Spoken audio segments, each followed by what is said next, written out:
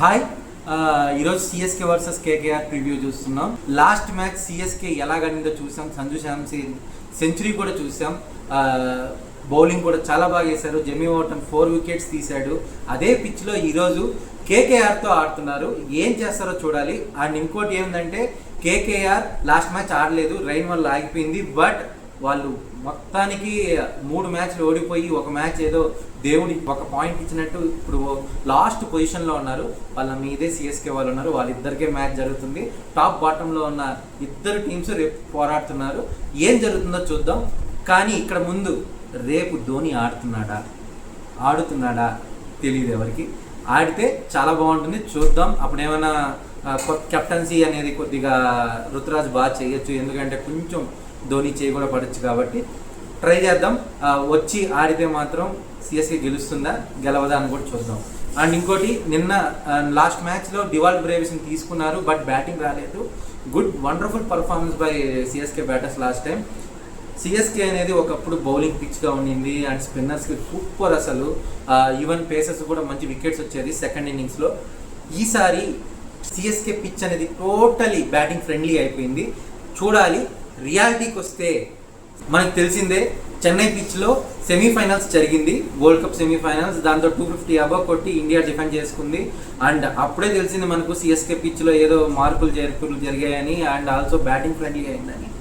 And ఇక్కడ main thing, రేపు అసలు వీళ్ళిద్దరి మధ్య పోరు చూస్తే కేకేఆర్ వర్సెస్ సిఎస్కే, ఇద్దరిలో ఎవరైతే ఫస్ట్ బ్యాటింగ్ ఆడతారో వాళ్ళు ఖచ్చితంగా ఓడిపోతూ వచ్చారు ప్రతిసారి. అండ్ చేజింగ్ టీమే గెలుస్తూ వచ్చింది. సిఎస్కే ఫస్ట్ బ్యాటింగ్ ఆడితే కేకేఆర్ చేసి కొట్టేయడం. అండ్ అప్పుడైతే కేకేఆర్ దగ్గర బ్యూటిఫుల్ బౌలర్స్ ఉండేవాళ్ళు, లైక్ సునీల్ నారాయణ్ మంచి స్పిన్ వేసి వికెట్స్ తీయడం పవర్ ప్లేలో కూడా. అండ్ ఆల్సో అప్పుడు వైభవ్ అరోరా కానీ వరుణ్ చక్రవర్తి కూడా గుడ్ ఫామ్లో ఉండేవాడు.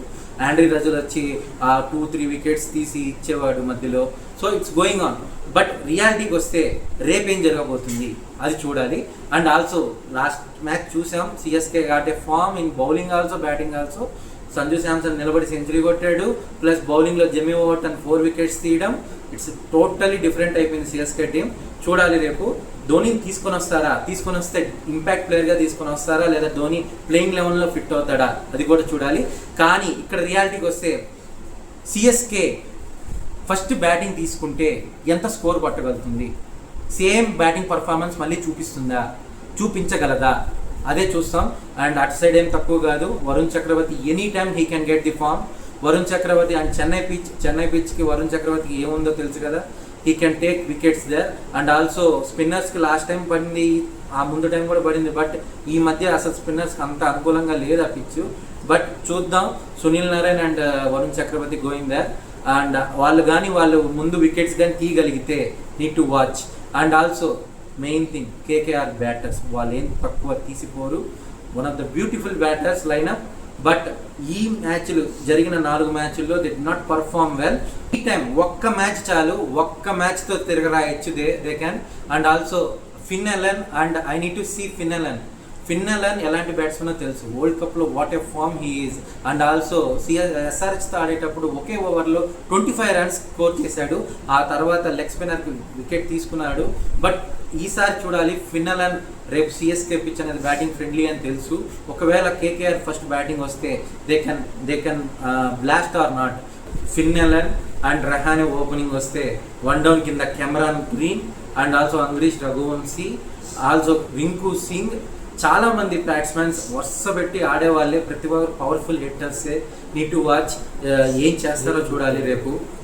డెఫినెట్గా నేను అనుకుంటున్నా సేమ్ టీం రేపు ఇదే టీంతో ఆడతారా, ఏదైనా కొంచెం చేంజెస్ తీసుకుని వస్తారా చూడాలి. అండ్ ఆల్సో నేను ఎక్స్పెక్ట్ చేస్తున్నది ఒకటి, కేకేఆర్ నుండి కొంచెం నిదానంగా ఆ పవర్ ప్లే అనేది కొంచెం యూటిలైజ్ చేసుకొని ఫస్ట్ మ్యాచ్ ఎలాగైతే ఆడారో, రహానే బ్యూటిఫుల్ నాక్ చూసాం, అండ్ రింకు సింగ్ ఫినిషింగ్ చూసాం, and also Angkrish Raghuvanshi half centuries చేస్తూ వచ్చాడు ప్రతి మ్యాచ్. ఫస్ట్ బ్యాటింగ్ ఆడే టీం ఖచ్చితంగా గెలవదు, చేజింగ్ మాత్రమే గెలుస్తుంది. కేకేఆర్కి సిఎస్కేకి ఉన్న రైవలరీ కూడా అదే. ఖచ్చితంగా ఎవరైతే ఫస్ట్ బ్యాటింగ్ ఆడతారో 130 లోపల 140 ముందే వాళ్ళని ఆల్అౌట్ చేసి ఖచ్చితంగా చేస్తూ వచ్చేవాళ్ళు. We need to watch it. And also రేపు టీం చూస్తే సిఎస్కే సేమ్ టీంతో వెళ్తుందా, ధోనిని తీసుకుని వస్తుందా, అదంతా ధోని వస్తాడో రావడం మనకు తెలియదు కాబట్టి సేమ్ టీంతో వెళ్తే మాత్రం ఖచ్చితంగా బ్రిలియంట్ పర్ఫార్మెన్స్ ఇవ్వాలి అక్కడ. అండ్ బౌలర్స్ అదే ఇంటాక్ట్తో ఉంటారా చూడాలి.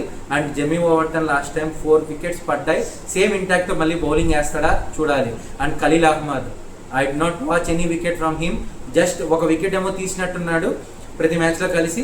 కానీ ఈసారి రేపు ఏమైనా కొంచెం బ్రిలియంట్ పర్ఫార్మెన్స్ ఇచ్చి ఫిన్నెలన్ అండ్ రహానే వికెట్ ఏమైనా తీయగలుగుతాడో అది కూడా చూడాలి. అండ్ రేపు కానీ నేను వాచబుల్ పర్సన్స్ చెప్పాలంటే Finn Allen, Sanju Samson and also Sunil Narine wicket టేకింగ్లో, అండ్ ఆల్సో వరుణ్ చక్రవర్తిని చూడాలి. రేపు ఏమైనా ఫామ్ తీసుకుని వస్తాడా అండ్ ఖచ్చితంగా బౌలింగ్ చేసి వికెట్లు తీయగలుగుతాడా చూడాలి. నూర్ అహ్మద్ని కూడా చూడాలనుకుంటున్నా. చాలా కొట్టించుకుంటున్నాడు, ఏం బాల్స్ అనేది పడడం లేదు. అండ్ అవే వేస్తున్నాడు, అవే వేసినా అవి ఫోర్స్కి వెళ్ళిపోతున్నాయి. చాలా ఒకప్పుడు నూర్ అహ్మద్ అంటే బ్రిలియంట్ పర్ఫార్మెన్స్. రషీద్ ఖాన్ తర్వాత ఆఫ్ఘనిస్తాన్ స్పిన్నర్ ఎవరైనా ఉన్నారంటే నూర్ అహ్మద్ అని చెప్పుకునే వాళ్ళం. అలాంటి వ్యక్తి is not taking any wickets. అసలు ఒక టీంకి కాంట్రిబ్యూషన్ అనేది లేనే లేదు సిఎస్కే తరఫున. చూడాలి నూర్ అహ్మద్ ఏం చేస్తాడు నెక్స్ట్ మ్యాచ్లో అనేది. రేపు మ్యాచ్ కానీ నూర్ అహ్మద్ ఖచ్చితంగా బ్రిలియంట్ పర్ఫార్మెన్స్ చేస్తే I will be happiest person అనమాట. నేను ఇక్కడ ఒకటి మాత్రం చెప్పగలుగుతాను, ఆ డ్రీమ్11 టీం అనేది మాత్రం నేను నా దృష్టిలో Sanju Samson will make a decent score there. And Finn Allen and also నేను అంగ్రీష్ రఘువంశీ వికెట్ కీపింగ్ సెక్షన్లోనే ఉంటాడు. Sanju Samson, Angkrish Raghuvanshi, Finn Allen, Rahane. And also నేను సర్ఫరాజ్ అహ్మద్ని తీసుకుంటాను. అండ్ ఆల్సో రుతురాజ్ గైక్వాడ్కి కేకేఆర్ మీద చాలా మంచి రికార్డు ఉంది. బ్రిలియంట్ పర్ఫార్మెన్స్ చాలా ఇచ్చాడు, 50+ స్కోర్స్ చాలా చేశాడు. చూడాలి ఖచ్చితంగా. ఒకవేళ రుతురాజ్ గైక్వాడ్ కానీ రేపు బ్రిలియంట్ పర్ఫార్మ్ చేస్తే హ్యాపీగా ఫీల్ అవ్వండి. అండ్ ఎందుకంటే కేకేఆర్తో మంచి రికార్డు ఉంది తనకి. అండ్ ఆల్సో నేను ఆల్రౌండర్ సెక్షన్స్లో జెమీ ఓవర్టన్ తీసుకుంటాను, సునీల్ నరైన్ తీసుకుంటాను. ఖచ్చితంగా వికెట్ టేకర్ చూడాలి. అండ్ ఆల్సో బౌలర్ సెక్షన్స్లో ఒకవేళ లాస్ట్ మ్యాచ్ వరుణ్ చక్రవర్తిని కూర్చొని పెట్టారు, why I don't know. Is the T20 number 1 bowler. ఖచ్చితంగా నెక్స్ట్ మ్యాచ్ తీసుకుని వస్తారు, ఎందుకంటే చెన్నై పిచ్ కాబట్టి. వరుణ్ చక్రవర్తి, వైభవ్ అరోరా అండ్ ఆల్సో వాళ్ళ సైడు నేను ఖలీల్ అహ్మద్ని పెట్టుకుంటున్నాను, లెఫ్ట్ ఆర్మ్ ఫేసర్. ఖచ్చితంగా ఫిన్నెలన్ ఏమైనా తప్పిదాలు చేస్తే ఖచ్చితంగా వికెట్ మాత్రం ఖలీల్ అహ్మద్కే పడుతుంది కూడా. అన్షుల్ కంబోజ్ మంచి పర్ఫార్మెన్స్ ఇస్తున్నాడు. రేపు మాత్రం నేను ఖలీల్ అహ్మద్ ట్రస్ట్ చేస్తున్నాను. So Khalil Ahmed in my team. నాకు మాత్రం నా కెప్టెన్ మాత్రం డెఫినెట్గా సంజు శాంసన్ ఉంటాడు. డీసెంట్ స్కోర్ అనేది కొడతాడు, మినిమం 50+ కొట్టచ్చు. So Sanju Samson my captain. Vice captain I will take as Sunil Narayan. ఎందుకంటే వికెట్స్ ఖచ్చితంగా 3-4 తీయచ్చు అని నాకు డౌట్ ఉంది. So Sunil Narayan vice captain పెడతాను డెఫినెట్గా. నేను ఇంకోటి మాట్లాడాలనుకుంటున్నాను ఇక్కడ, ఏంటి అంటే Cameron Green what is doing.